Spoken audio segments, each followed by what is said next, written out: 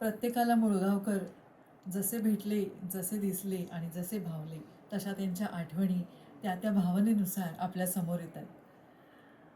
या आठवणीमधून आपण सगळे रंगून गेलो होतो. आता थोड्या वेगळ्या वळणावर मी आमंत्रित करते कला अकादमीचे उपाध्यक्ष डॉक्टर प्रवीण गावकर यांना. नमस्कार.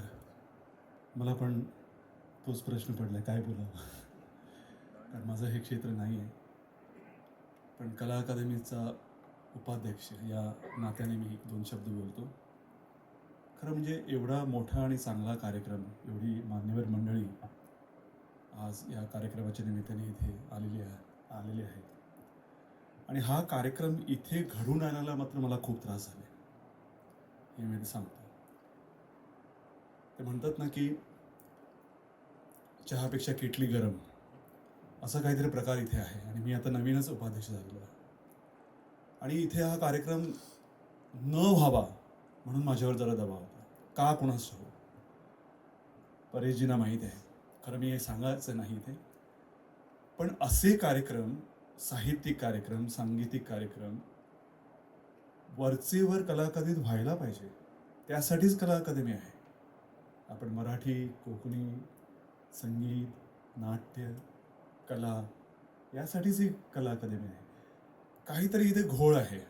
आणि असे कार्यक्रम होण्यासाठी मला खूप त्रास काढावे लागले. एनिवे, जास्त बोलत नाही. पण आज हा कार्यक्रम इथे होत आहे आणि या कार्यक्रमाच्या निमित्ताने मला या सगळ्या मान्यवराबरोबर व्यासपीठ शेअर करायला मिळतंय, हे मी भाग्यच समजतो. खूप मोठे कलाकार रघुवीर मुळगावकरजी, लहानपणापासून आपण त्यांची चित्र बघत आलो आणि ती चित्र आमच्या मनात कायम म्हणजे घर करून आहेत. आणि आम्हाला माहीत नव्हतं, जोपर्यंत परेश प्रभूने मला सांगितलं नाही तोपर्यंत मला माहीत नव्हतं की ही चित्र रघुवीर मुळगावकरांची होती. आणि मला खूप आनंद आहे आज हा कार्यक्रम इथे आयोजित केला जात आहे.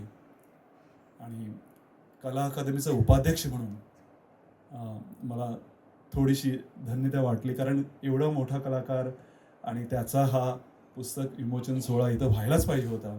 त्यानिमित्ताने ही सगळी मोठी मंडळी इथे येणार होती. तो कार्यक्रम कला अकादमीच्या ह्या कृष्णकक्षात व्हायलाच पाहिजे होता.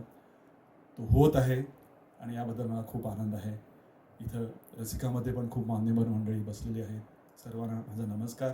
आणि यापुढे असे साहित्यिक, सांगीतिक आणि कलेशी निगडीत कार्यक्रम वरचेवर होणार याचा मी प्रयत्न करणार.